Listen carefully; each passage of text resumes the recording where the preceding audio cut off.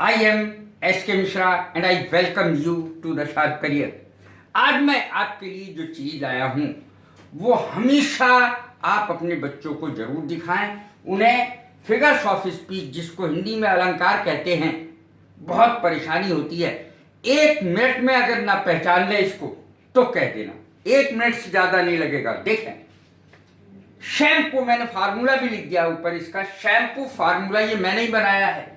7 ये होते हैं फिगर्स ऑफ स्पीच, और जिसमें से ये देखिए, ये S बराबर सिमली है, H बराबर हाइपरबोल है, A बराबर एपोस्ट्रॉफी है, M बराबर मेटाफर है, P बराबर पर्सोनिफिकेशन है, O बराबर ऑक्सीमोरॉन है और ऑनोमेटोपिया है। अगला फार्मूला याद करने के लिए 7 याद हो जाते हैं। वैसे बहुत सारे होते हैं अलंकार, लेकिन 7 मेन है क्योंकि एग्जाम में यही आते हैं। इसलिए मैंने 7 के बारे में बताया, कैसे पहचाने इन्हें। देखते, मैंने ऊपर लिखा है देखते ही कैसे पहचाने। वास्तव में आप देखते ही पहचान लेंगे। देखें, सिमली पहला है, सिमली, और इसकी पहचान क्या है?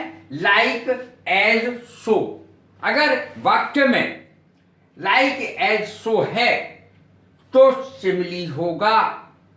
देखें अब ये कैसे मेटाफर में और इसमें फर्क करेंगे।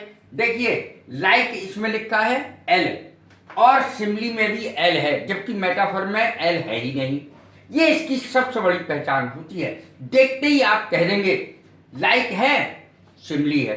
लाइक माने तरह, अर्थात इसमें 2 चीजों की तुलना की जाती है, लेकिन समान स्पीशीज नहीं होनी चाहिए। जैसे किसी महिला की तुलना किसी महिला से नहीं कर सकते, किसी महिला की तुलना हेमा मालिनी या श्रीदेवी से नहीं कर सकते, तो सिमली नहीं होगा अगर तुलना की जाए तो।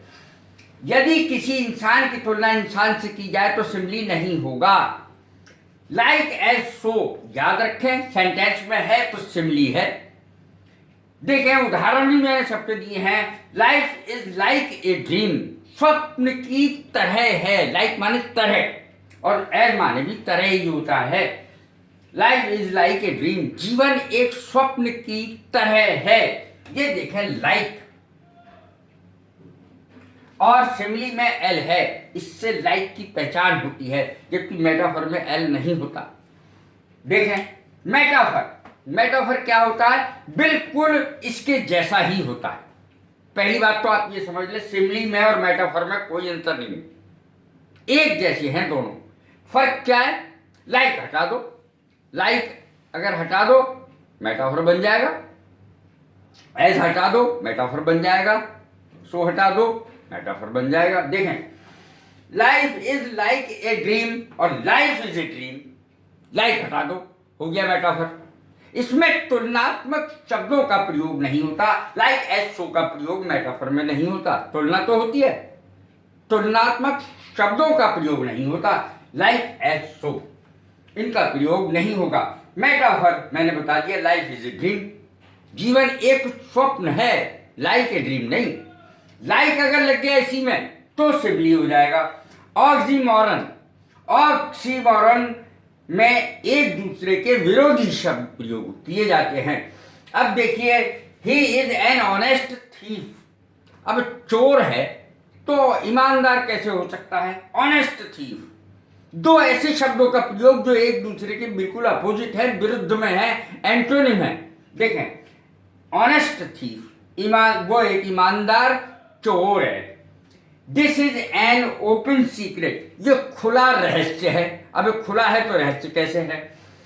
2 शब्द देखें, ये जो ऑनेस्ट थीफ, ओपन सीक्रेट, अगर ऐसे शब्द हैं जो एक दूसरे के विरोधी हैं तो ऑक्सीमोरन है। लाइफ इज बिटर स्वीट, जीवन कड़वा और मीठा है। अरे कड़वा होगा तो मीठा कैसे होगा?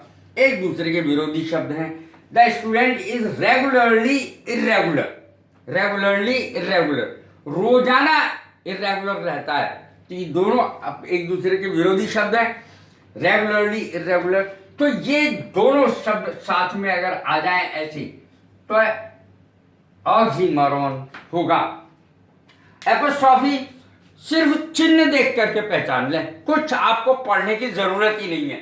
ये चिन्ह लगा है वाक्य में, संबोधन चिन्ह अगर लगा है तो वो एपोस्ट्रॉफी है, क्या पढ़ने की जरूरत है, बस इतना चिन्ह देख लें।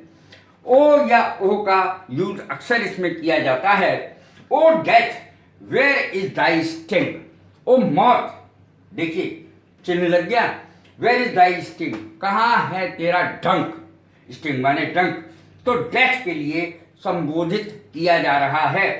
पर्सोनिफिकेशन क्या है, इसकी हिंदी होती है मानवीकरण, किसी बेजानदार चीज को जानदार मान लेना, किसी बेजानदार चीज को, निर्जीव चीज को जानदार मान लेना, तो यह है मानवीकरण, बेजानदार चीज को जानदार मान लिया जाता है।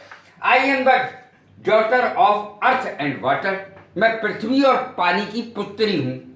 पृथ्वी बेजानदार और पानी भी बेजानदार, और उसकी पुत्री कैसे हो गई। दूसरा देखें, experience is the best teacher, experience सबसे बड़ा अध्यापक है।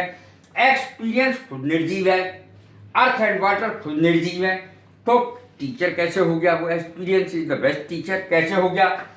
The moon weld her face, अर्थात मून ने अपना चेहरा ढक लिया, क्या जानदार थोड़ी है, मून, मून माने चांद, चंद्रमा, तो उसने अपना चेहरा ढक लिया, तो कैसे ढक सकता है, वो जानदार तो है नहीं, तो ये पर्सोनिफिकेशन हो गया।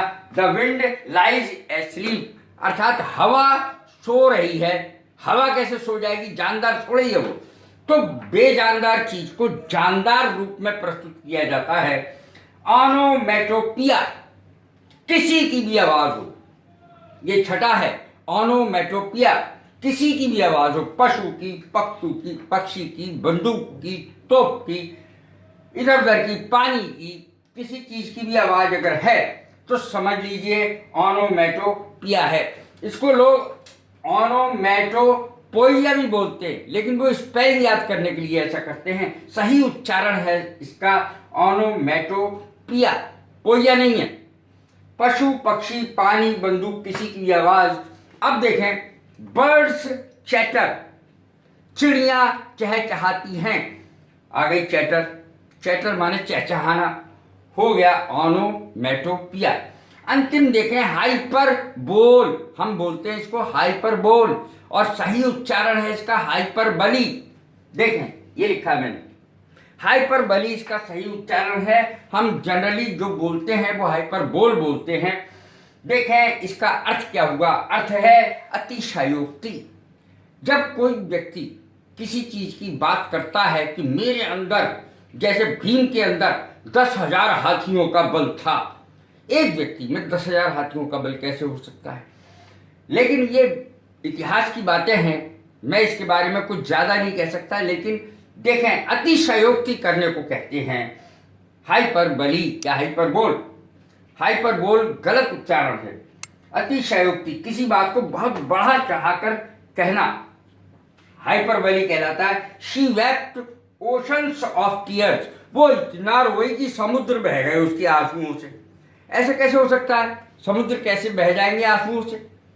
देखें, रिवर्स ऑफ ब्लड फ्लोड, अर्थात खून की नदियां बह गई। अब खून की नदियां कैसे बह सकती हैं, तो यह ऐसा संभव नहीं है, अतिशयोक्ति है। कैसी लगी ये मेरी वीडियो, लाइक करें, शेयर करें, सब्सक्राइब करें। God bless you.